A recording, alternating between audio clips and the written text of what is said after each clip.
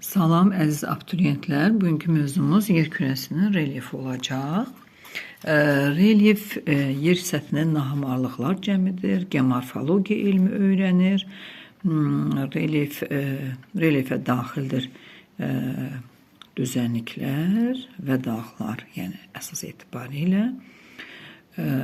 Relyef bir neçə xüsusiyyətinə görə təsnif olunur, ölçülərinə görə, mənşəyinə görə, səth quruluşuna görə və s. və ilaxirə. Bax, bu sxemdən biz görürük ki, yer kürəsindəki nahamarlıqlar cəmi, düzənliklər və dağlar nisbətinə görə düzənliklər daha üstünlük təşkil edir, çoxluq təşkil edir. Dağlara nisbətən bu dairəvi diaqramda onu aydın görmək olar. Və ölçülərinə görə relyef formalarını 5 yerə bölürlər.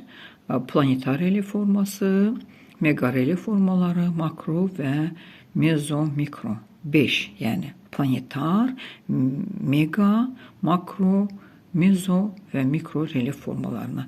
Və hesab eləyək ki, planetarın tərkibində megalar daxil olur. Megaların içərisində makro relyef formaları və makroların da daxilində mezo relyef formaları, mezonun da tərkibində mikro relyef formaları yerləşə bilir. Nəhəng relyef formaları, yəni ilk öncə çəkdiyimiz 3 dənə planetar, mega və makro relyef formalarını endogen qüvvələr əmələ gətirir. Bunlar adlanır morfostrukturlar. Dördüncü, yəni mezo və mikro relyef formalarını isə əmələ gətirir xarici qüvvələr və onlar adlanır morfoskulptur relyef formaları. Beləliklə, biz misallarımız dərslikdə də və bizim deməli fəaliyyətimizdə də nəhəng relyef formalarını artıq dünya xəritələrinə nəzər yetirəndə materiklər qədər böyük, okeanlar qədər böyük, geosinkronlar kimi nəhəng, yəni Ant-Kordilyer, Alp-Himalay, Sakit Okean odlu qövsü, okeanın platformaları dediyimiz abissiyal düzənliklər, onlar sayılırlar planetar relyef formaları. Onların tərkibində olan ayrı-ayrı, məsələn, Alp-Himalay dağlarının tərkibində olan Alp dağı ayrıca, Qafqaz dağı ayrıca, Krım dağları ayrıca, Kopet dağ, Himalay ayrı-ayrı saydıqda isə onlar olur mega relyef formaları. Amma məsələn üçün Qafqaz dağlarının tanıdığımız dağlardan olan Qafqaz dağlarının tərkibində olan məsələn Yan silsilə, Qov dağ, Niyal dağ kimi dağlar isə olur hansı relyef forması? Makro relyef formaları. Və hər bir relyef formasının içərisində bilirsiniz ki, xarici qüvvələr fəaliyyət göstərir və onlar dağıdır, parçalayır. Deməli, onlar eksogen relyef forması yaradaraq orta ölçülü və lap kiçik ölçülü relyef formaları yaradır.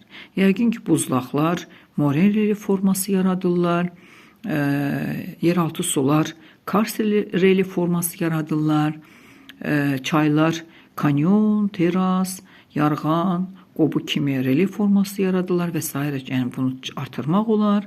Eləcə də okeanın səthində olan dalğalar sahilləri formalaşdırırlar, abrazyon relyef formaları yaradırlar və küləklər də səhralarda, yəni küləyin də işi deflyasiya prosesini yaradaraq barxanlar, düyünlər kimi relyef forması yaradıb onlar deməli morfoskulptur relyef formaları kimi qeyd olunur. Yəni onlar aid olunur mezo və mikro relyef formalarına. Elə ki, bu kiçiltmə əzizləmə, kiçiltmə mənalarında işlədən tirəciklər, yarğancıqlar olduqda isə onlar lap kiçik deməli mikro relyef formalarını formalaşdırırlar. Əziz abituriyentlər, mən bir daha onu söyləmək istəyirəm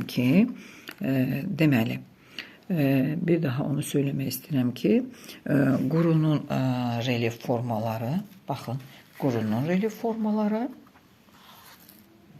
və okeanın relyef formaları vardır. Yəni quruda da dağlar və düzənliklər vardır. Eləcə də okeanlarda düzənliklər və dağlar vardır. Bəzən okeanların altı hər bir abituriyent üçün sirli görünür. Fikirləşəndə, soruşanda ki, dağlar varmı okeanların dibində? Uşaqlar fikirləşirlər ki, yox. Düzənliklər varmı? Yox. Amma biz bu elmi öyrəndikcə artıq bizə aydın olur ki, okeanların da altında dağlar vardır və düzənliklər vardır. İlk olaraq biz mütləq hündürlüklərinə görə materikləri düzmək bacarığınız olmalıdır. Mütləq hündürlüklərinə görə materikləri onlarda olan hündür zirvələrinə görə düzməyi bacarmalısınız. Mütləq hündürlüyünə görə ən böyük zirvənin, ən hündür zirvənin Avrasiya materikində yerləşdiyinə görə o mütləq hündürlüyünə görə birinci yerdədir. İkinci yerdə Cənubi Amerika Aconcagua zirvəsinə görə, üçüncü yerdə Şimali Amerika McKinley zirvəsinə görə, dördüncü yerdə Afrika Kilimanjaro zirvəsinə görə, nəhayət 5-ci yerdə Antarktida Vinson zirvəsinə görə və nəhayət 6-cı yerdə Avstraliyaya görə Kostyoşka zirvəsi, deməli, Okeaniyaya görə isə Caya zirvəsi 5029 metr və nəhayət Avropanı da ayırmırıq. Avropada da ən hündür zirvəmiz Alp dağlarındakı Mont Blanc zirvəsini götürürük. Eyni zamanda mütləq hündürlüklərinə görə bu materikləri düzmək qabiliyyətimiz olmalıdır və onları xəritədə göstərmə bacarığınız olmalıdır. Eyni zamanda bu sxemi okeanlara da tətbiq etməliyik. Okeanlarda da ən dərin çökəklik 11022 Marian çökəkliyi, ikinci yerdə Atlantik Okeanı Puerto Rico çökəkliyi, üçüncü yerdə Hind Okeanı Zon çökəkliyi, nəhayət Şimal Buzlu Okean Qırlandiya çökəkliyinin adını göstərmək olar, əziz abituriyentlər. Nəhayət, biz bütün bu relyefi əmələ gəlməsi yerin geoloji inkişaf mərhələsində baş vermişdir. Yəni, yerin geoloji inkişaf mərhələsində yer kürəsinin bugünkü relyefi formalaşmışdır və onlar neçə qırışıqlıqda öz əksini tapmışdır? 5. Ən qədim qırışıqlıq Baykal qırışıqlığı və bu Baykal qırışıqlığı deməli, davam etmişdir, deməli, hansı eralarda? Proterozoy erasından başlamış, hətta Kaledonda davam etmişdir. Yəni, Paleozoy erasında Kember Ordovik dövrlərinə qədər Baykal qırışıqlığı davam etmişdir. Baykal qırışıqlığı həm Proterozoyda, həm Paleozoy erasının ilk dövrlərində davam etmişdir və bu iki Kaledonla Hersen qırışıqlığı da Paleozoy erasında baş vermişdir. Yəni, burada mənim dağların bir adını çəkməyəcəm, yəni dərsliklərinizdə də var. Onları əzbərləməlisiniz, əziz uşaqlar. Baxın, mən burada saxlayıram, kim istəsə əzbərləsin. Deməli, Paleozoyda ən çox dağ əmələ gəlmə olmuşdur. Baykalı da bura vermək olar, Kaledon, Hersen. Təbii ki, Baykal Proterozoyda baş vermişdir. Nəhayət, Mezozoyda da Kimmeri qırışıqlığı olmuşdur və hazırda da davam edir Alp qırışıqlığı, Cavan qırışıqlıq hələ də davam etməkdədir. Ondan sonra uşaqlar bu qırışıqlıqları göstərmək lazımdır və tərkibində olan dağları əzbərləməlisiniz. Eyni zamanda onları xəritədə göstərmək bacarığınız olmalıdır, əziz uşaqlar. Biz ilk növbədə profil anlayışını da başa düşməliyik. Biz artıq bunu horizontallar dərsində keçmişik. Bu profil Azərbaycan coğrafiyasında Araz boyu, yəni Naxçıvandan, Araz çayının sahilindən, yəni orada Araz su qovşağının yanından ta baxın Şollar düzünə qədər, Xəzər dənizinə qədər olan ərazinin profilidir və bu profili biz, bax burada bu ərazi, fikir versinizmi, yandan görünüş tələb edir, profilini biz çəksək, bax bu şəkildə onu çəkə biləcəyik. Burada Zəngəzur dağları, ondan sonra düşürük Kür-Araz ovalığına, davam edirik Böyük Qafqaz dağlarına və düşürük Xəzər sahillərinə. Nəhayət, deməli, əziz uşaqlar, burada da bizim Araz su qovşağımız təqribən başlayır hardasa 600 metrdən başlayır və 3904 metr düşürük Küraraz ovalığına, nəhayət qalxırıq Bazar Düzü zirvəsinə qədər, orada yüksəklik davam edir. Bu Azərbaycanın hipsometrik profilini göstərir. Hardan hara? Araz çayının sahilindən Taş Yollar düzünə qədər olan ərazinin profilidir uşaqlar. Nəhayət, biz indi qayıdırıq belə bir sxem, yəqin ki, baxın, mən qısaca belə bir sxem tərtib elədim. Dağlar, dağlardan danışanda mütləq onların təsnifatını bacarmalısınız. Dağlar haqqında hansı bir hekayə düzəldəndə, nağıl danışanda, nə bilim, esse tərtib edəndə, indi nağıl deyəndə nağıllardan danışmırıq. Yəni, o esse şəklində tərtib edəndə onları, yəni ki, birinci növbədə mənşəyinə görə, deməli, yaşına görə və bir də hündürlüklərinə görə təsnif edirik. Mənşəyinə görə dağlar əmələ gəlir vulkanik dağlar və tektonik dağlar. Vulkan püskürməsi nəticəsində əmələ gələn konuslar, məsələn, Kilimanjaro dağı, bayaqları qeyd elədi ki, Afrikanın ən uca zirvəsi, məsələn, o vulkanik dağdır. Vulkan nəticəsində əmələ gələn dağdır. Yəni, mənşəyi olduğu vulkanik. Eləcə, bütün nə qədər vulkanlar ki, öyrənmişik, onlar hamısı vulkanik dağlardır. Nəhayət, bir də tektonik mənşə, yəni tavalar bir-birinə toxunanda, divergent sərhədlərdə, konvergent sərhədlərdə əmələ gələn dağların haqqında danışmaq olar. Onlar da bölünür 3 yerə: qırışıq dağlar, qırışıq faylı dağlar və faylı dağlar. Qırışıq dağlar bizim öyrəndiyimiz cavan dağlardır. Qırışıq faylı dağlar ikinci dəfə törənmiş, yəni 6 ay sərən Tianşan dağlarına misal göstərmək olar. Nəhayət, faylı dağlar isə qədim dağların adını çəkmək olar. Nəhayət, yaşına görə dağları biz böldük. Cavan dağlar, qədim dağlar. Cavan dağlar, deməli, Alp qırışıqlığında yaranan qırışıq dağlardır. Onlar dik olur, zirvələri sıldırımlı olur, dik, sıldırımlı. Ondan sonra tektonika baş verən dağlardır. Hələ dağa əmələ gəlmə davam edir. Qədim dağlar isə adından göründüyü kimi artıq onlar deməli Baykalda formalaşan, Kaledonda, Hertsində, Mezoyda yaranan dağlardır ki, artıq onların hündürlükləri getdikcə hamarlaşır. Hətta plato şəklində deməli stolvari dağlara çevrilirlər. Deməli, qədim dağların bax bu şəkildə obrazını vermək olar. Hündürlüklərinə görə də dağlar bölünürlər. Hündürlüklərinə görə bu şəkildə daha onu yaxşı görmək olur. Hündürlüklərinə görə alçaq dağlar 1000 metrə qədər olan dağlardır və orta yüksəklik dağlar 2000 metrə qədər olan dağlardır. Yüksək dağlar isə onların hündürlüyü 2000 metrdən yüksək olan dağların adını çəkmək olar. Və bu hər bir dağa, deməli, alçaq dağlara, orta dağlara, yüksək dağlara misallar göstərməyi bacarmalısınız. Yəni, kifayət qədər bu dağlar haqqında materiallarımız var. Yəni, onları xəritədə növbəti dərslərimizdə misal göstərəcəyik. Nəhayət, biz, deməli, hündürlüklərinə görə düzənlikləri, baxın, düzənlikləri də təsnif etməyi bacarmalıyıq. Düzənliklər də mənşəyinə görə təsnif olunurlar. Akkumulyativ denudasiyon düzənliklər, hündürlüklərinə görə 200 metrə qədər olan düzənliklər ovalıqlar, 200-500 yüksəkliklər, 500-dən də yuxarı yüksəkliklər, yüksək olan düzənliklər isə yaylalar adlanır. Və burada da biz onu görürük. 200 metrə qədər ovalıqlar, xəritədə onlar yaşıl rəngdə göstərilir və 500 metrə qədər olan düzənliklər, yüksəkliklər adlanır. Xəritədə baxın, eyni rəngdə, bu rəngdə göstərilir, sarı rəngdə. Nəhayət, yaylalar isə 500 metrdən hündür olan yaylaların adını çəkmək olar. Xəritədə, fiziki xəritələrdə baxın, bu rəngdə göstərilir. Nəhayət, artıq 1000 metrə çatanda görürsünüz, qəhvəyi rəngin çalarları getdikcə tündləşir. O da fiziki xəritələrdə dağların hündürlüyündən bizə xəbər verir.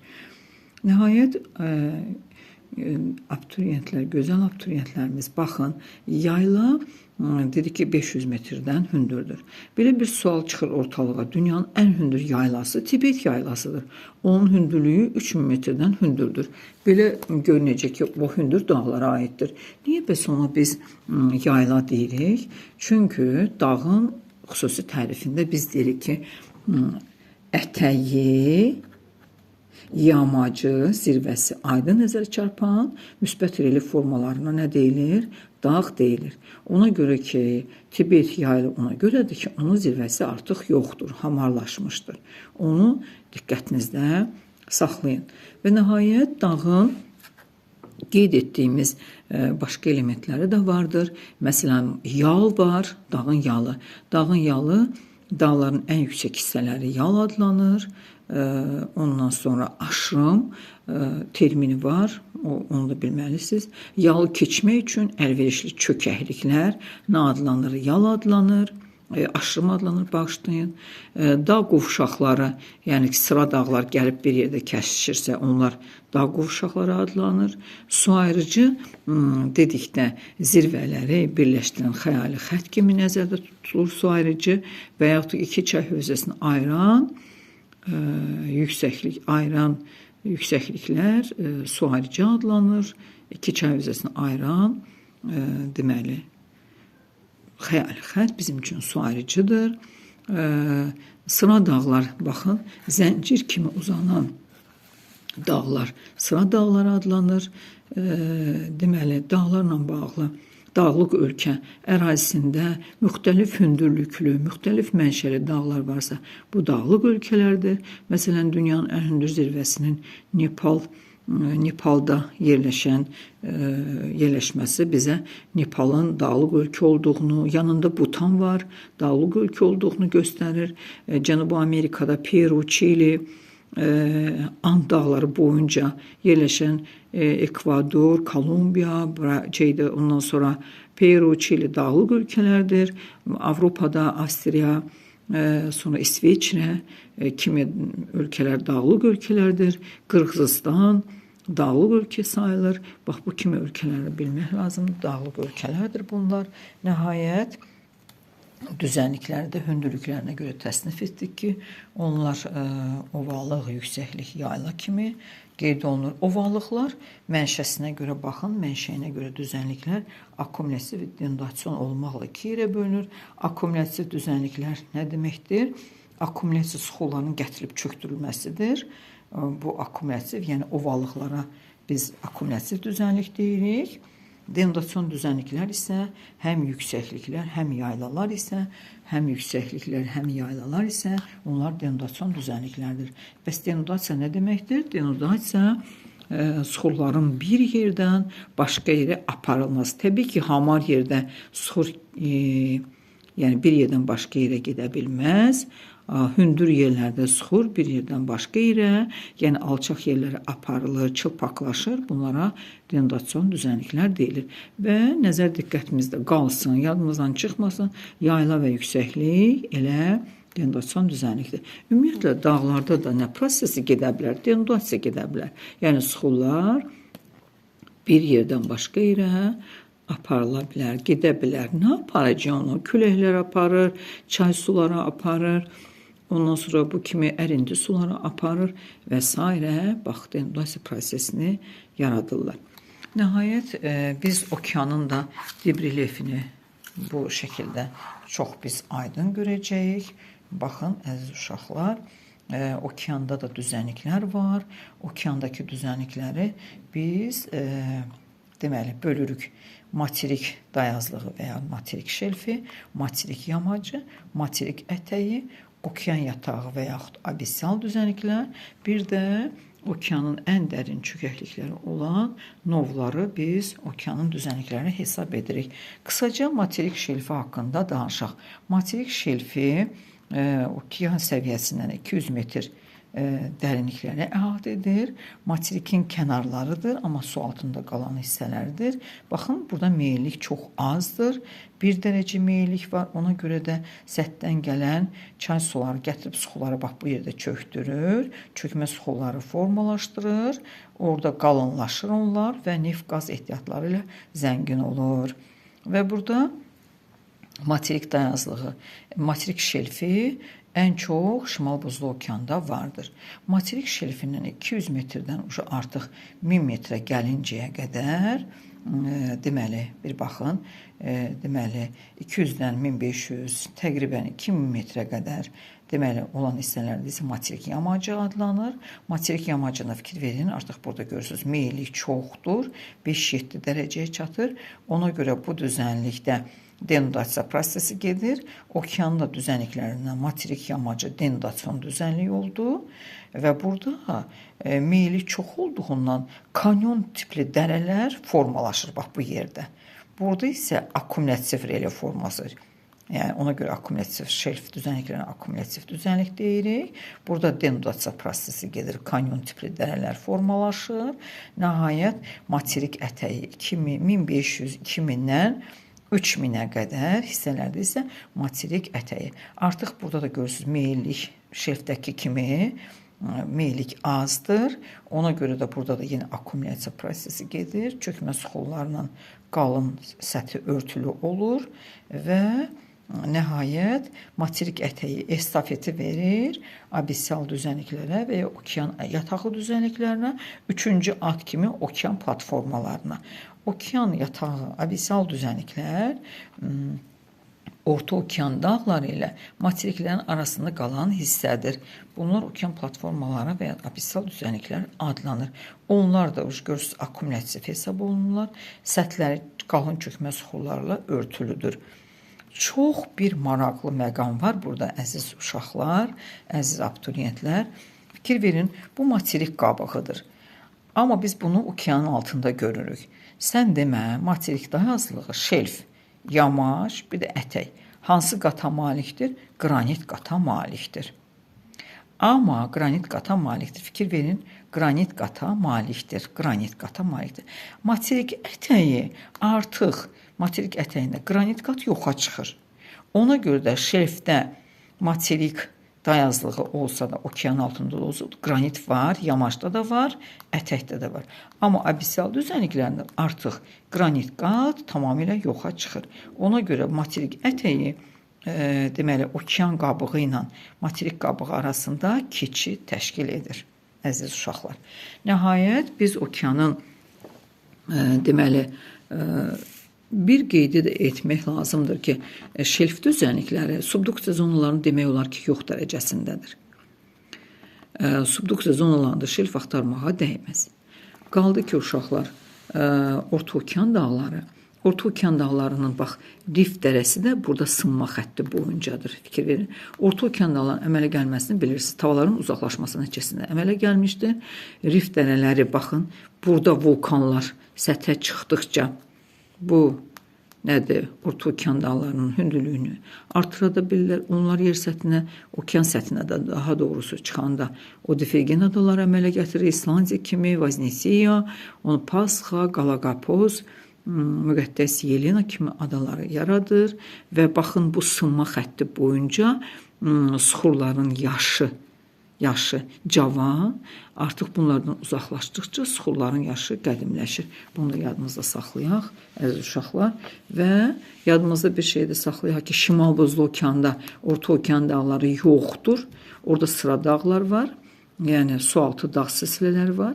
Lomonosov, Mendeleyev, Fekkel, bu 3 dağı yadınızda saxlayın. Şimal Buzlu okeana aiddir sıra dağlar və nəhayət novların adını çəkmək olar. Onlar da dərin sulu çökəkliklərdir.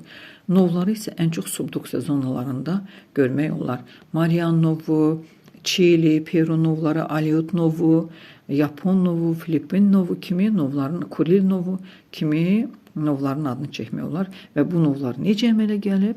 O okeanla materik tavalarının toqquşması nəticəsində əmələ gələn relyef formalardır. Deməli, endogen qüvvələrin yaratdığı relyef formalarından biz bunun da adını çəkirik. Nov, Orta okean dağları, sonra deməli qırışıq dağlar, vulkanlar, bu kimi relyef formalarının adını çəkə bilərik ki, onlar endogen qüvvələrin təsiri altında əmələ gələn relyef formalarıdır. Belə dağların, gözəl dağlar haqqında Himalay dağlarının bir görünüşü, ondan sonra Kordilyer dağlarının görünüşü, burada Altay dağları, cavanlaşan Altay dağları, Mərkəzi Asiya, deməli, nəhayət burada bizim deməli Şimali Amerikanın qədim dağı olan Apalaç dağları, görürsünüzmü? Forması necədir? Artıq onların zirvələri hamarlaşmış şəkildə. Nəhayət Axaqqar, Tibesti, Darfur, yəni bunlar şahid dağlar kimi öz deməli nədir? Qoruyub saxlı şahid dağlar. Şahid dağlar hardadır? Dendaçon düzənliklərdə. Axaqqardır, Tibestidir, Darfurdur. Bunlar şahid dağlardır. Cənubi Amerikada Tepuilər, onlar şəkərbaşlar, bu terminləri də yadınızda saxlayın. Onlar da şahid dağlar kimi formalaşır. Belə. Sağ olun. Diqqətlə mütləq özünüz də oturun, oxuyun. Dərsə mənim danışdıqlarım, yazdıqlarım, mənim nədir, səsləndirdiyimə qulaq da asa bilərsiniz. Nəsə köməyim dəyirsə çox sevinərəm. Nədir? Özünüz ancaq mütləq oturub oxumalısınız dəfələrlə ki, daha yaxşı öyrənəsiniz, əziz gözəl abituriyentlər.